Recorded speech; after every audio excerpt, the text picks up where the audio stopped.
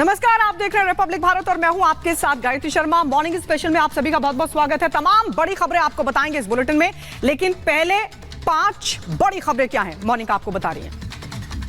बिल्कुल, शुरुआत उन 5 बड़ी खबरों के साथ करते हैं जो कि दिन भर सुर्खियों में रहने वाली है, यानी कि वो 5 बड़ी अपडेट्स जो हम आपको दिन भर बताते रहेंगे उन खबरों की। सबसे पहले बात अरविंद केजरीवाल की कर लेते हैं। देखिए, टीवी स्क्रीन पर 5 तस्वीरें आ चुकी हैं। सबसे पहले बात अरविंद केजरीवाल की कर लीजिए। ईडी की रिमांड आज खत्म हो रही है और ऐसे में 11:30 बजे राउज एवेन्यू कोर्ट में पेशी है। राहत मिलेगी या आफत बढ़ेगी, देखना होगा। तो दूसरी तरफ के कविता का क्या होगा, ये सवाल इसलिए बना हुआ है क्योंकि आज जमानत याचिका पर एक बार फिर से सुनवाई होनी है। और तीसरी बड़ी खबर, रणभूमि तैयार है और उस रणभूमि में गृह मंत्री अमित शाह बीजेपी के चढ़ के खुद उतरे हुए हैं। और चौथी बड़ी खबर, ज्ञानवापी से जुड़ी हुई तहखाने में, व्यास तहखाने में क्या पूजा पाठ रुक जाएगा, एक बड़ा सवाल इसीलिए क्योंकि सुप्रीम सुनवाई आज इस मुद्दे को लेकर होनी है।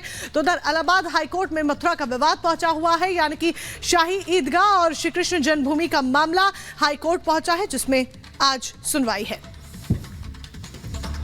और चलिए बात करते हैं पहली बड़ी खबर की। और बड़ी खबर अरविंद केजरीवाल की पेशी से जुड़ी। आज 10 दिन की जो रिमांड है अरविंद केजरीवाल की, वो खत्म हो रही है और आज राउज एवेन्यू कोर्ट में बताया जा रहा है कि सीबीआई की तरफ से अब रिमांड मांगी जा सकती है। इससे पहले 2 बार रिमांड ईडी अरविंद केजरीवाल की मांग चुकी है। पहले 6 दिन की रिमांड राउज एवेन्यू कोर्ट ने दी, उसके बाद 4 दिन की रिमांड और आज 10 दिन की रिमांड हो रही है अरविंद केजरीवाल की खत्म। लेकिन बताया जा रहा है कि अब सीबीआई रिमांड पर लेने की तैयारी है और आज कोर्ट में सीबीआई रिमांड मांग सकती है, अरविंद केजरीवाल की कस्टडी मांग सकती है। बड़ी खबर आपको बता दें, अरविंद केजरीवाल की आज कोर्ट में पेशी है। 10 दिनों की ईडी रिमांड आज हो रही है खत्म और अब सीबीआई मांग सकती है अरविंद केजरीवाल की कस्टडी।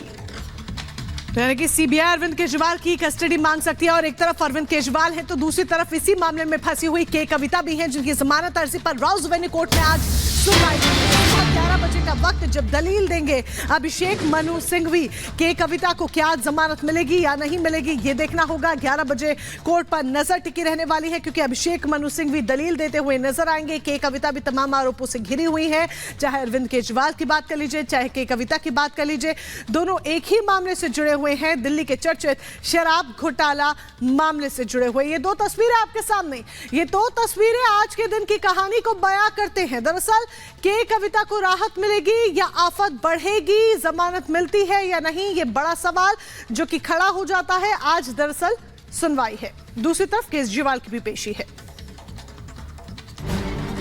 दिल्ली सीएम अरविंद केजरीवाल की 10 दिनों की ईडी रिमांड आज खत्म हो रही है।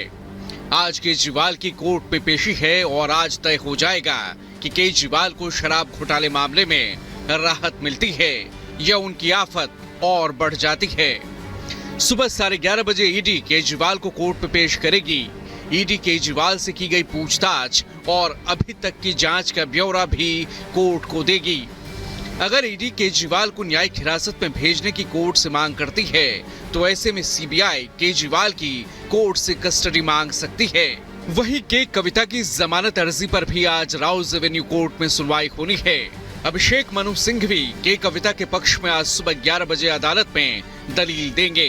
के कविता को 10 दिन की रिमांड खत्म होने के बाद न्यायिक हिरासत में भेज दिया गया था। केजरीवाल की भी 10 दिन की रिमांड आज पूरी होने वाली है। Bureau report, Republic Bharat.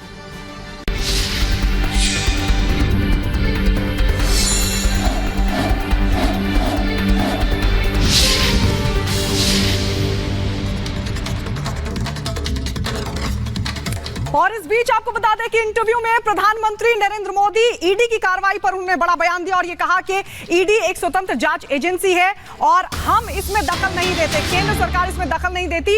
ये बड़ा बयान प्रधानमंत्री नरेंद्र मोदी ने दिया है। जहां एक तरफ विपक्ष लगातार ईडी को लेकर केंद्र पर सवाल खड़े कर रहा है, तो प्रधानमंत्री नरेंद्र मोदी ने बड़ा बयान दिया एक इंटरव्यू में और ये कहा कि ईडी एक स्वतंत्र जांच एजेंसी है, सरकार ईडी के काम में नहीं देती दखल। साथ ही ये भी कहा कि ईडी और मनी लॉन्ड्रिंग कानून की स्थापना हमने नहीं की, एजेंसियां कानून और पहले से ही है।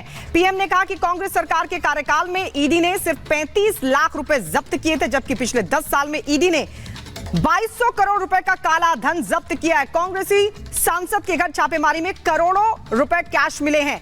तो एक इंटरव्यू के दौरान प्रधानमंत्री नरेंद्र मोदी ने बड़ा बयान ईडी की कार्रवाई को लेकर दिया है।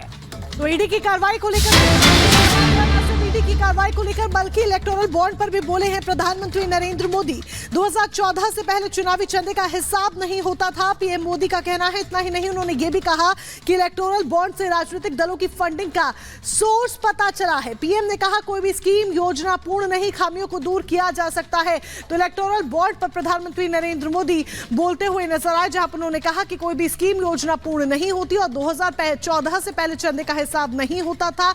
लेकिन अब जो स्थिति है, जो तस्वीर है, जो चीजें हैं, वो बदली हैं। तो प्रधानमंत्री नरेंद्र मोदी की जब हम बात करते हैं तो पीएम मोदी ने रविवार को एक तमिल टीवी को दिए इंटरव्यू में भ्रष्टाचार के खिलाफ ईडी के एक्शन पर बात की है, अपनी बात रखी है।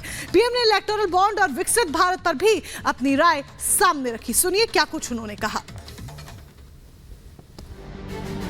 पीएम मोदी ने रविवार को एक तमिल टीवी को दिए इंटरव्यू में कई मुद्दों पर देश के सामने अपनी राय रखी।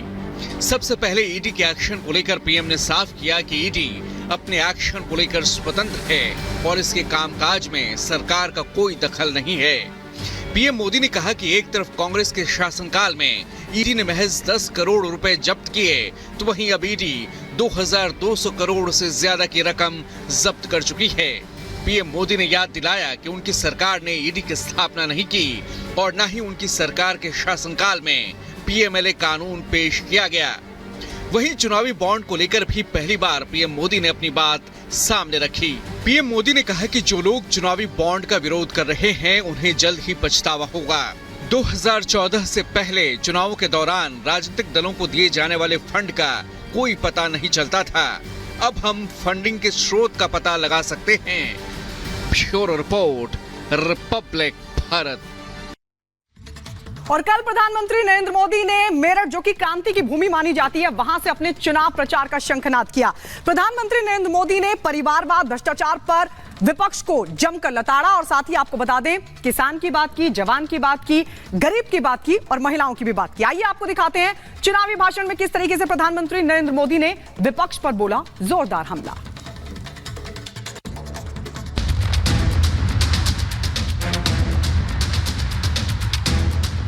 जिसने देश को लूटा है उसे लौटाना ही पड़ेगा, ये मोदी की गारंटी है। तीसरी बार 4 जून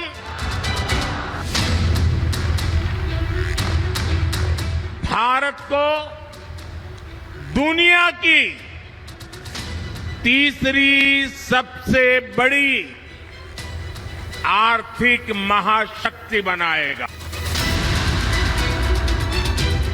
400 सीटों के लक्ष्य को पूरा करने के लिए रणनीति और तैयारी पूरी हो चुकी है। 2024 लोकसभा चुनाव प्रचार की शुरुआत पीएम मोदी ने क्रांतिकारियों की धरती मेरठ से की। मेरठ की रैली से प्रधानमंत्री ने विपक्ष पर करारा प्रहार किया। भ्रष्टाचारी चाहे कितना ही बड़ा क्यों न हो, एक्शन होगा, जरूर होगा। जिसने देश को लूटा है उसे लौटाना ही पड़ेगा, ये